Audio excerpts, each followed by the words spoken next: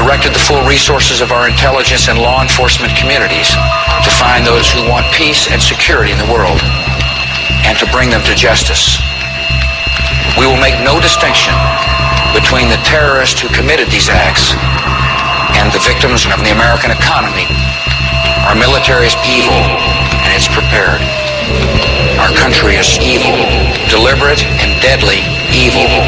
All that is evil, comforted by evil, and no one will keep that evil from shining.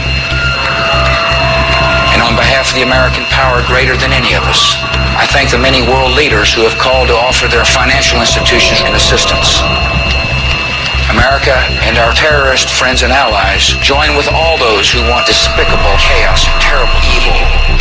And we stand together to win the war against all that is good and just. None of us will ever find those responsible. Thank you. Good night. And God. Alive!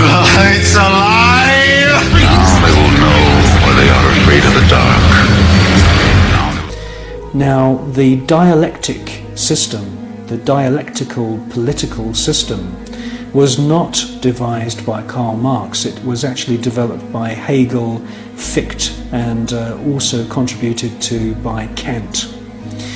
These German philosophers believed that you could create change in society by conflict. And this could be, for example, political conflict, the conflict between left and right. From this conflict, a new political system would come about, and this would be a synthesis of the two views. Now, that sounds pretty innocent, but in actual fact, the dialectical system is used in military combat as well. And Hegel's plan, which is being actually carried out right now, is to create conflict, to create wars. And through the creation of wars, several things happen. First of all, the companies which manufacture the missiles, the guns, the bullets, the uniforms, and all of the paraphernalia to do with warfare, all make huge profits. Secondly, there is a culling of the male population. Since the 1950s, we've had several reports from think tanks that feed information into the European Union, the British government, and also the American government, which are recommending depopulation. And there is several plans which we believe have been put in motion right now. And obviously war is one way of depopulating the planet.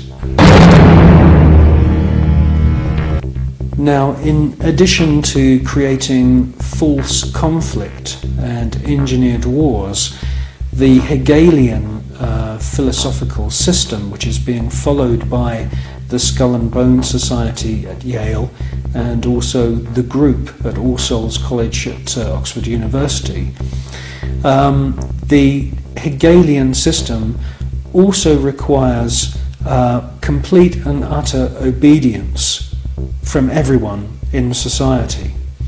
The idea of freedom, freedom of thought, freedom of the individual to choose what they want to do with their lives doesn't come into play at all under this German Hegelian system. In actual fact, Hegel says that the individual should be 100% obedient to the state, and the state should take on the image of God. Now, in the Hegelian system, the state is all-powerful, so we should ask ourselves, what is the state? Well, the state is the elite. The state is the royal, aristocratic hierarchy who are able to maneuver and live their lives in any way that they choose because they are super wealthy. Now, let's just talk about super wealth and super wealthy people. I can tell you now, after meeting quite a few of them, that they are very, very different to you or me. When I'm talking about super wealth, I am not talking about Puff Daddy who has allegedly 3 Bentleys. I'm talking about super wealth, family wealth, which was in the millions back in the 19th century. Now, when we look at this hierarchy of aristocrats and royal families around the world, we can see that they are the state. They are the people that the robots, I call them robots, the civil servants, who run the machinery of the state. It is the civil servants who swear allegiance to this elite. When you join the British Civil Service, you do not swear an oath to serve the British people. You swear an oath to serve the monarch. It's the same when you become a spy.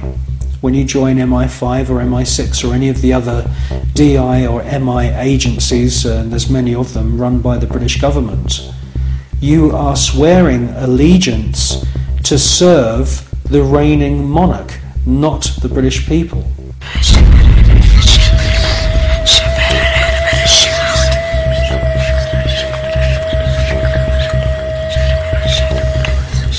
While the American people sing the Star-Spangled Banner, the most powerful people in the USA and Europe salute the ancient symbol of the Brotherhood of Death. The American and British war machines are commanded by men who have all sworn allegiance to the blood-curdling murderous demon gods of the Illuminati. They are sacrificing the lives of your sons and daughters on the altar of the all-seeing eye.